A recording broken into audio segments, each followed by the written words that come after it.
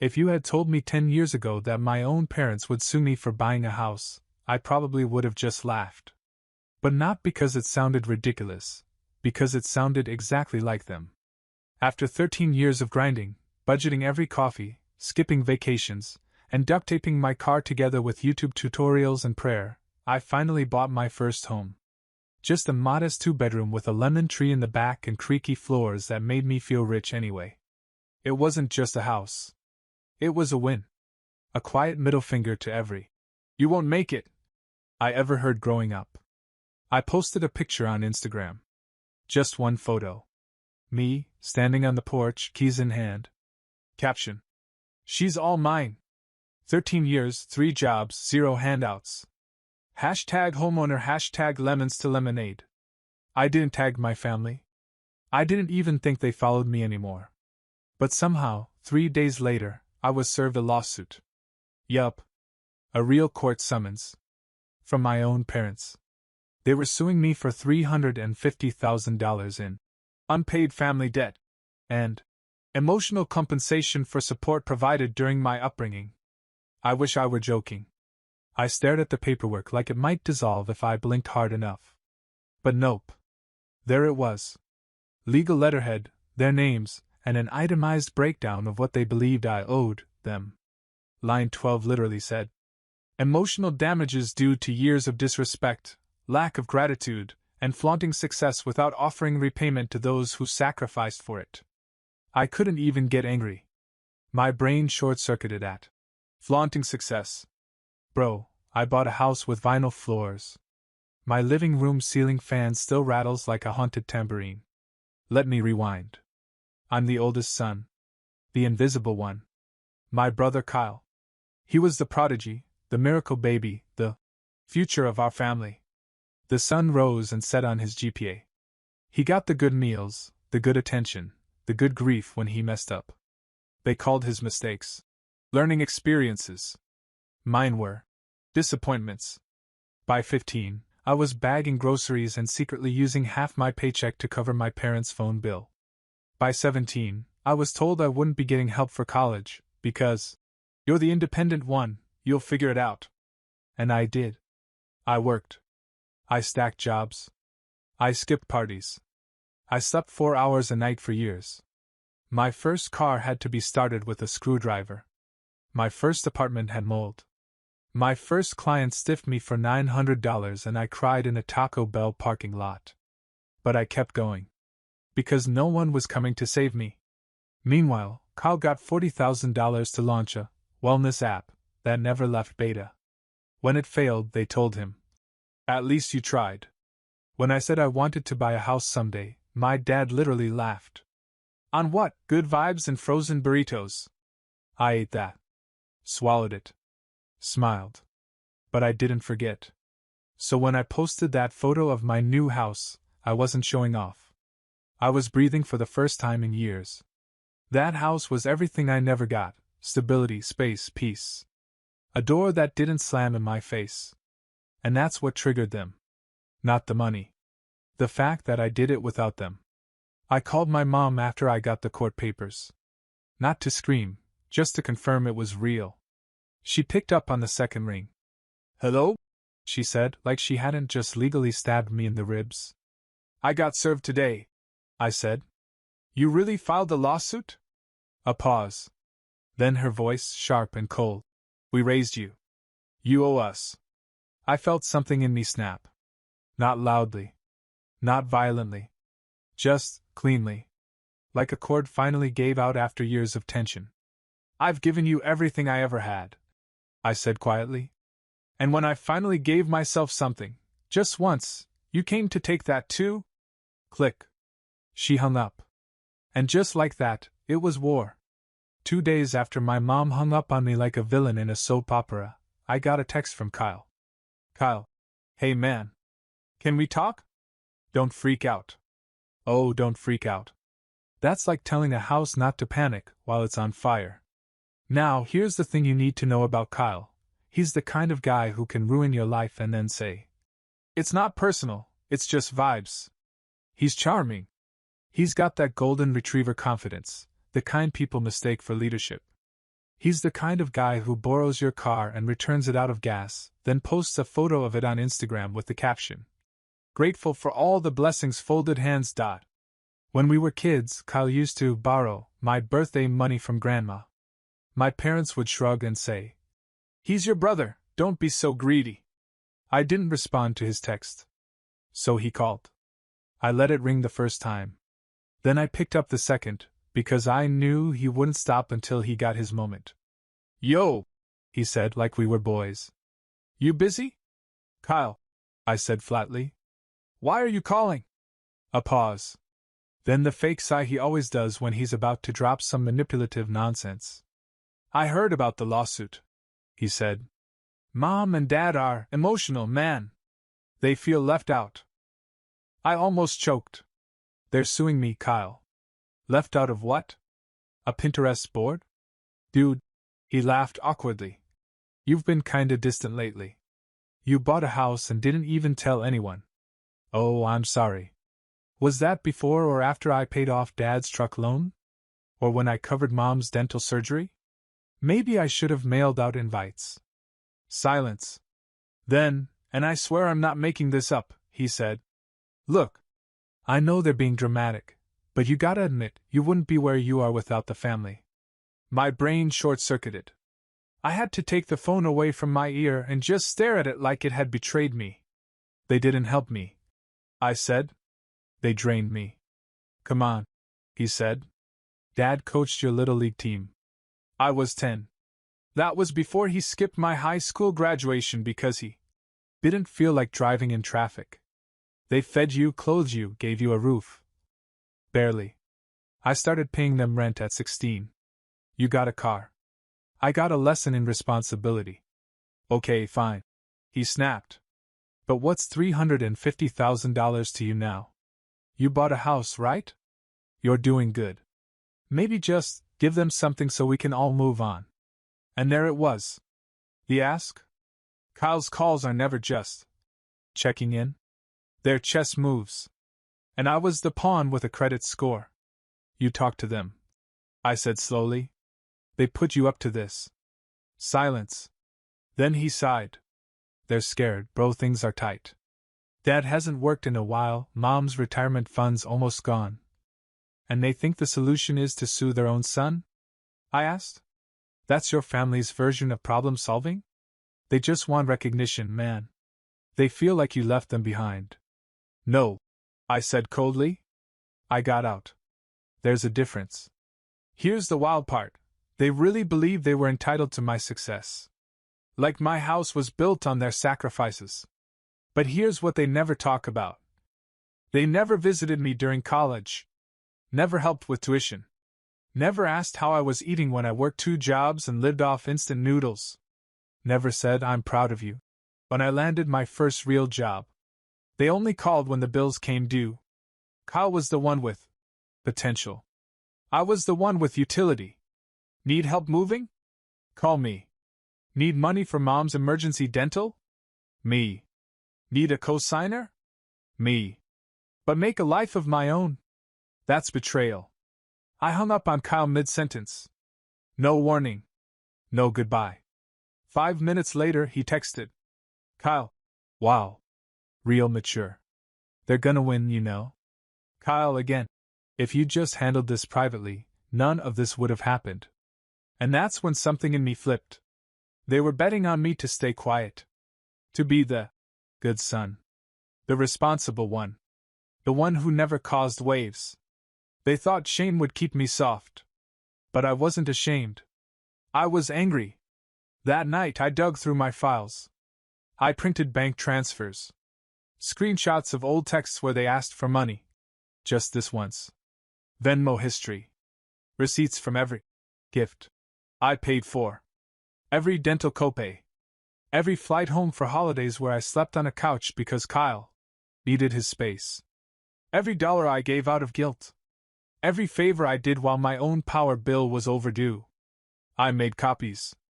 Highlighted amounts. Stacked them neatly. If they wanted court? Fine. I'd bring the fire. And I'd make sure they left with burns. You ever walk into a courthouse and feel like the main character in someone else's hallucination? That's how it felt the day of the hearing. I wasn't nervous. I was numb. Like I'd been through every emotion already: shock, betrayal, rage, grief, and now I was just running on coffee and petty fumes. My lawyer, Cassidy, was sharp enough to shave concrete. She'd been a friend of a friend referral who agreed to take my case the second I showed her the lawsuit.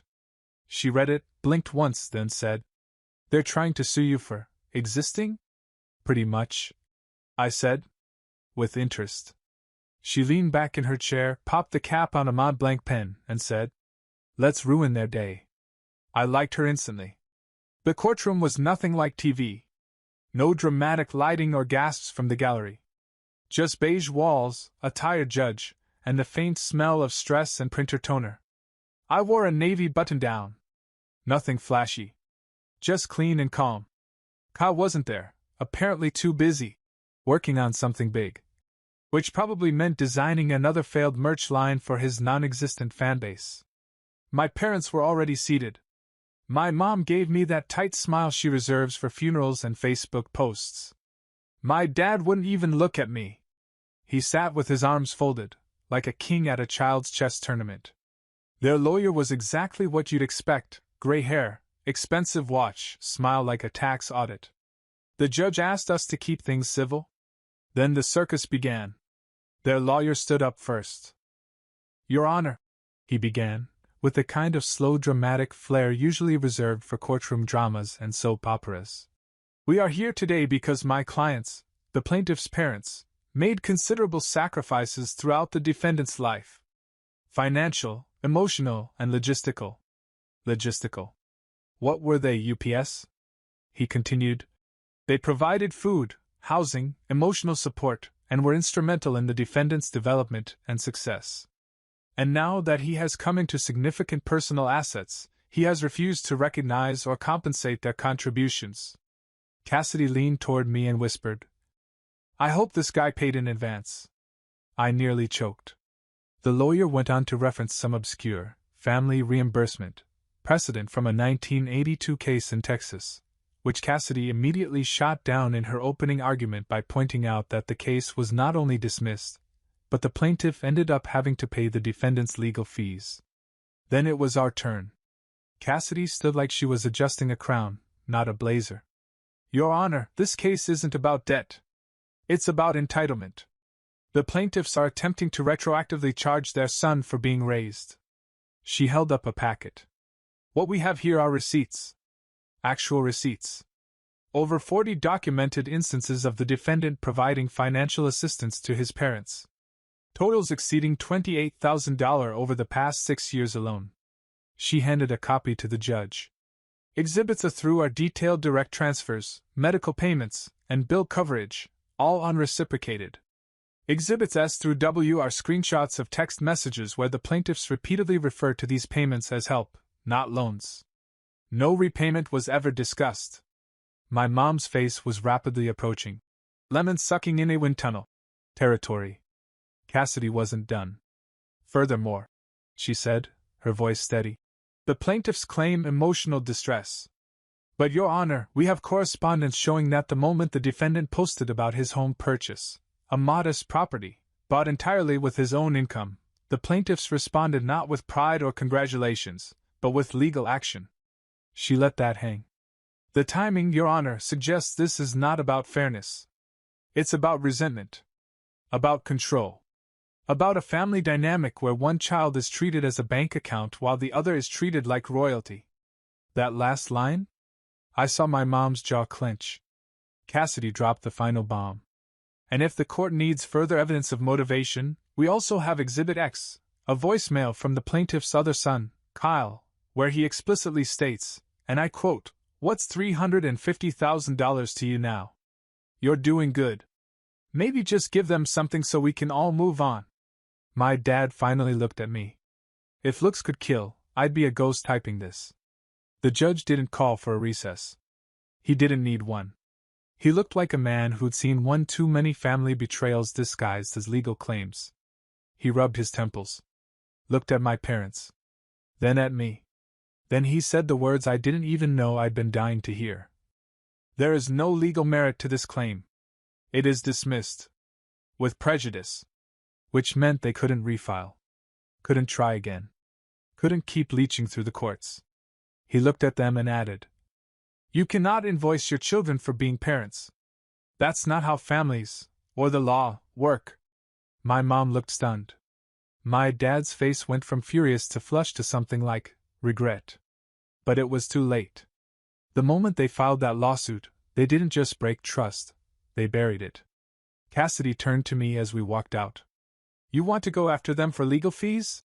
she asked. I thought about it. For half a second. Then I shook my head. "No," I said. "They already lost something worth more than money." She smiled. "Your dignity?" I nodded. "And their access." The courtroom was behind me. But the fallout? Oh, that was just beginning. You'd think after dragging their own son into court over some fantasy debt, my parents would take the loss quietly. Maybe hide for a while. Reflect. Apologize. Nah. That would have required shame. Instead, they went nuclear passive-aggressive. A week after the case was dismissed, I got a group text from my mom. Subject line? "Family healing starts with forgiveness, Red Heart." She attached a blurry photo of an old birthday party. Me at 6 years old, icing on my face, sitting between her and Kyle. Underneath the photo, she wrote, "Before all the bitterness. Before the money. Just love." Like this was a Hallmark reconciliation movie and not a legal attack. I didn't reply. Not because I didn't have words. Because I had too many. That silence? It drove them insane. The next day, my dad emailed me a 4-paragraph essay titled Perspective, where he explained, and I'm quoting, "Raising a child in America today is an unpaid, emotionally taxing job." He included a spreadsheet estimating the market value of raising me through age 18. It included 24/7 availability, meals prepared, and moral guidance. It also listed missed vacation opportunities as an economic loss. I stared at the screen in disbelief. Was this parenting as a service? Did they want back pay for bedtime stories and microwaving mac and cheese? And here's the kicker, he signed off with, "We may have made legal missteps, but our feelings were, and remain, valid." Cool. Your feelings tried to rob me of $350,000. Guess what? My boundaries are valid too. Then came the social media wave. My aunt called me in a rage. "What did you do to your mother? She's devastated." Apparently my mom had posted a sob story on Facebook. Something like, "We always supported our son. We just asked for acknowledgement. We didn't deserve this silence." With a photo of her staring out a window like she was auditioning for a sad coffee commercial. The comment section lit up with all the usual middle-aged Facebook hits. Kids these days. So ungrateful. My heart breaks for you. Nobody asked for the full story. Nobody mentioned the lawsuit. Because of course they didn't. This is what my parents are masters of, controlling the narrative. Victimhood with a PR strategy. I debated posting the receipts, the legal papers, the court ruling. But then Cassidy, my lawyer, texted me one line that stuck. "Don't play defense in their story. Live your own." So I didn't reply. I didn't argue. I just hit leave group on the family chat, blocked my parents' numbers, and took a long weekend in the mountains. No Wi-Fi. No guilt. Just peace. And honestly, that silence was the best sound I'd heard in years. When I got back, Kyle had emailed me. Subject line: "Let's be men about this." Oh, great. The self-appointed moral compass was back.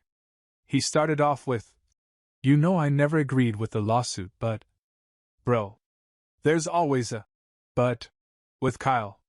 He said I'd overreacted. That I was punishing the whole family for a single lapse in judgment. Then, and I swear on my life, he asked if I'd consider investing in his new project. It's a financial education platform for college students. We're looking for angel support from people who understand struggle. I stared at the screen like it had personally insulted me. He wanted me to invest in him after he watched our parents sue me and said nothing? I didn't reply. I didn't even delete it. I printed it, framed it, put it next to the deed to my house. As a reminder. Not of them. Of me. And how far I'd come without them. It had been a quiet 2 months. No calls. No lawsuits. No group texts with vague Bible verses and guilt-trippy emojis. I figured they'd moved on, or at least found someone else to emotionally drain. Then a letter arrived.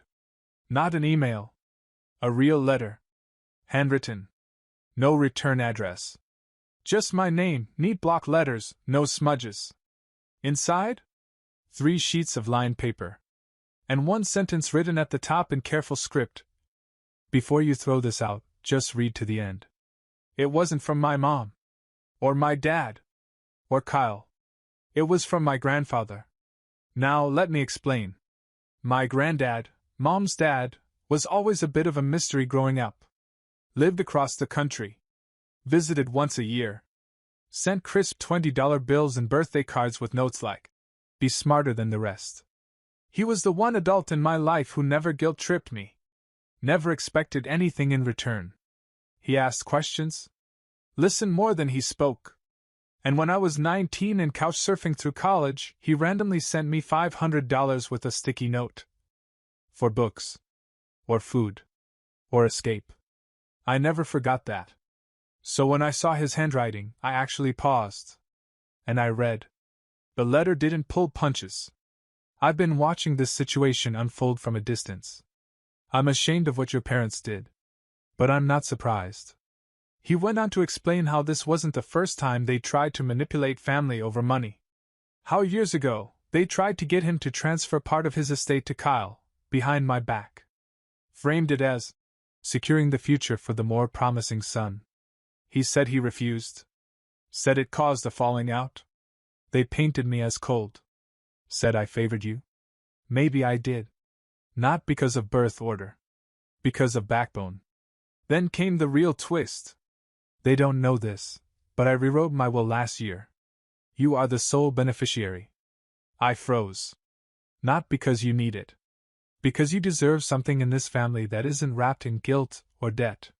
He listed what I'd inherit, modest but meaningful.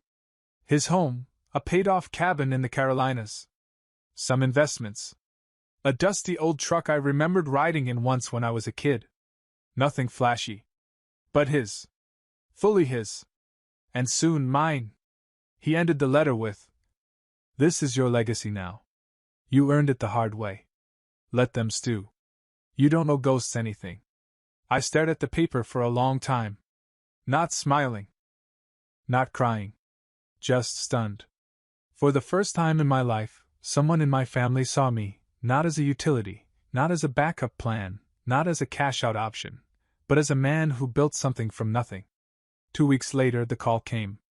Unknown number. I let it go to voicemail. My mom's voice. "We just found out about Grandpa's will. Please call us. There's clearly been a misunderstanding." No, there hadn't.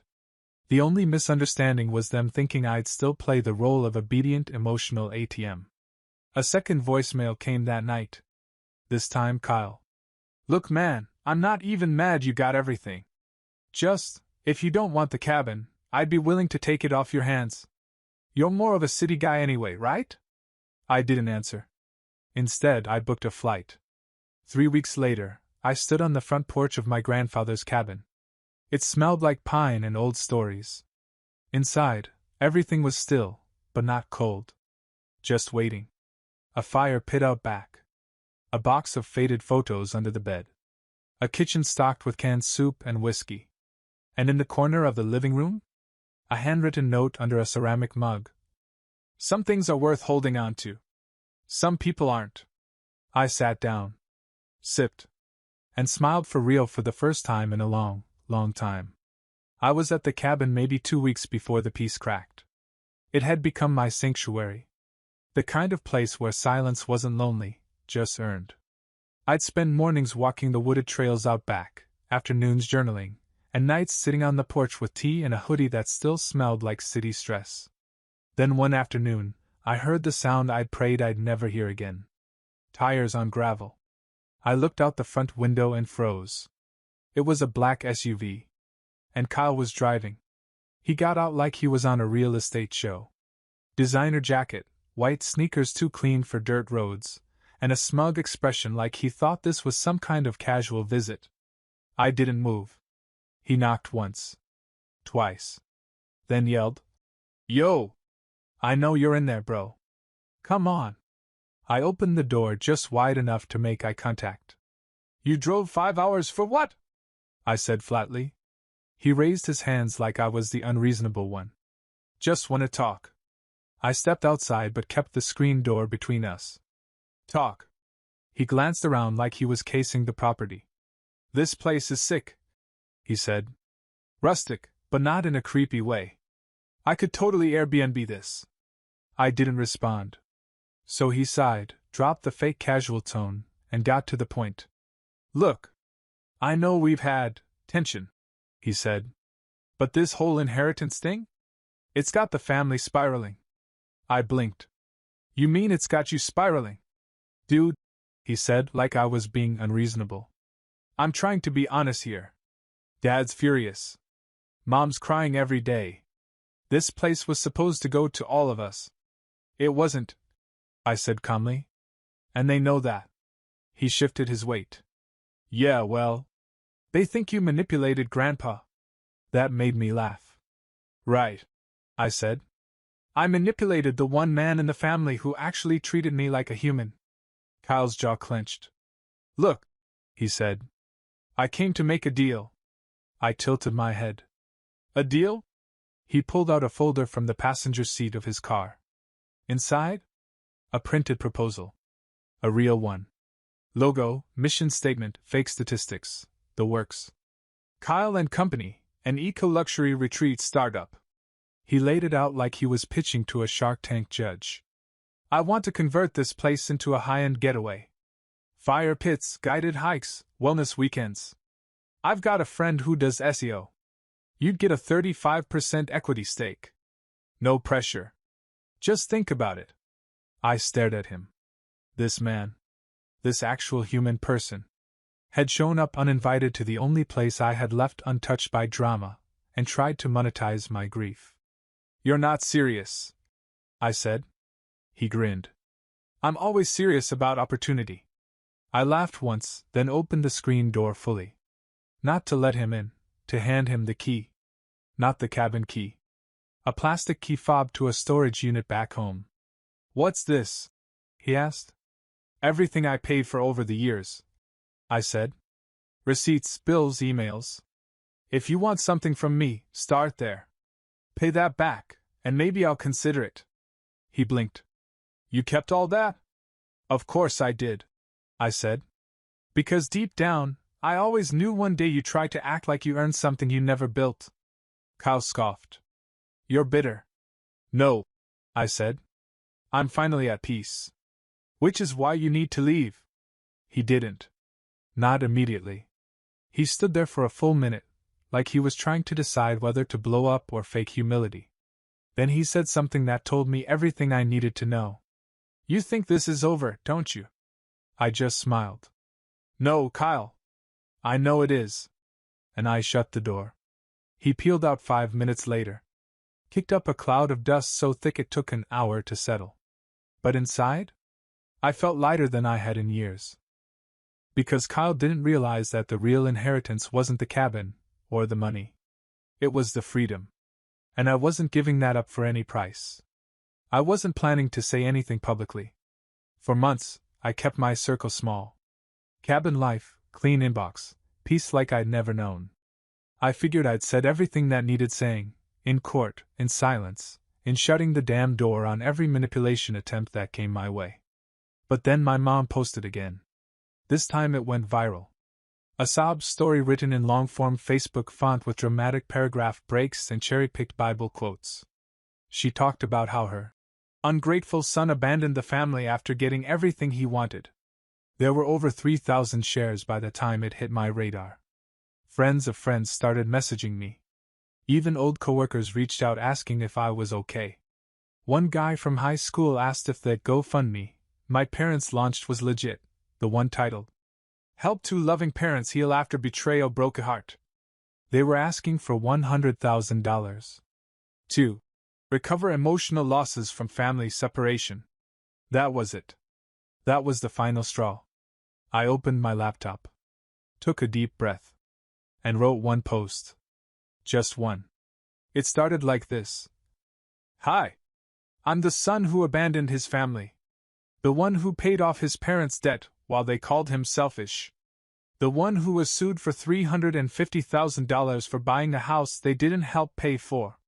Then I laid it all out. The lawsuit. The bank transfers. The Venmo receipts. The voicemail from Kyle. The court's dismissal. My grandfather's letter. The cabin. The pitch deck Kyle showed up with like I was a walking ATM. I didn't include anger. Just facts. You cannot invoice your child for raising them. You cannot sue someone for escaping your dysfunction. And you cannot rewrite history just because Facebook gives you a share button. I ended it with this. This is the last time I speak on the matter. I didn't lose a family. I walked away from a debt collection agency dressed like one. Then I logged off. The post hit harder than I expected. 10,000 shares in 24 hours. Thousands of comments. Most from strangers. Some from people who had known my parents for years and finally saw the truth.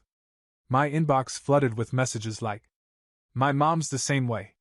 Thank you for writing this. I cried reading this. I thought I was alone. You just gave me permission to walk away." And one that hit hardest. "You didn't just end a lie. You started someone else's truth." As for my parents, they went silent. The GoFundMe disappeared within 2 days. No apology. No retraction. Just digital smoke where their pity parade used to be. Kyle tried to clap back with some cryptic Instagram story. Not everything needs to be public. Loyalty clout. Which was hilarious, coming from the guy who once live-streamed himself unboxing his own birthday gifts. I didn't respond. I didn't need to. Because here's the thing. They played every card they had. And I still didn't fold. I didn't need revenge. I had peace. I didn't need validation. I had truth. And I didn't need them. Not anymore. 6 months later, I hosted my first real holiday at the cabin. Just a few friends. Chosen family. People who'd seen me and stayed. We grilled on the porch. Laughed until we cried. Someone brought homemade cider. Someone else brought pie. And when the fire burned low, someone asked, "Do you miss them?" I stared at the flames for a while. And I said, "I miss the version of them I made up. The one I hoped existed." Then I leaned back. Took a deep breath. But no. I don't miss who they are. Because sometimes, healing isn't fixing what broke. It's building something better in the space they used to fill. And that's a house worth fighting for.